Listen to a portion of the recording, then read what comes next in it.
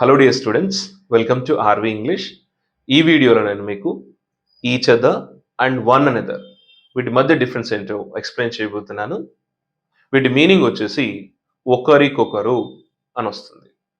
Meaning ఒకటే అండి, కానీ వీటి యూసేజ్ మాత్రం డిఫరెంట్గా ఉంటుంది. మనం ఈచ్ అదర్ని కేవలం టూ పర్సన్స్ ఆర్ థింగ్స్కి మాత్రమే యూజ్ చేస్తాం. ఈచ్ అదర్ని ఓన్లీ టూ పర్సన్స్ ఆర్ థింగ్స్కి మాత్రమే యూజ్ చేస్తాం. వన్ అనదర్ని more than two persons or థింగ్స్కి యూజ్ చేస్తాం. ఎగ్జాంపుల్స్ చూడండి. Geeta and Rupa hate each other. Geeta and Rupa hate each other అంటే గీత రూప ఒకరికొకరు ద్వేషించుకుంటారు అని. ఇక్కడ వన్ అనదర్ అనకూడదు, ఎందుకంటే అక్కడ ఎంతమంది ఉన్నారు? టూ పర్సన్స్ మాత్రమే ఉన్నారు. అదే మోర్ దెన్ టూ ఉన్నారనుకోండి, Geeta Rupa and Lata hate one another అనాలి. Geeta Rupa and Lata hate one another అనాలి. So more than two persons వస్తే మనం వన్ అనదర్ యూజ్ చేస్తాము. ఓన్లీ టూ పర్సన్స్ వస్తే ఈచ్ అదర్ యూజ్ చేస్తాం.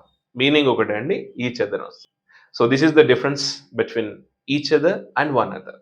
For many more videos, subscribe to my channel. Thank you. See you with another class.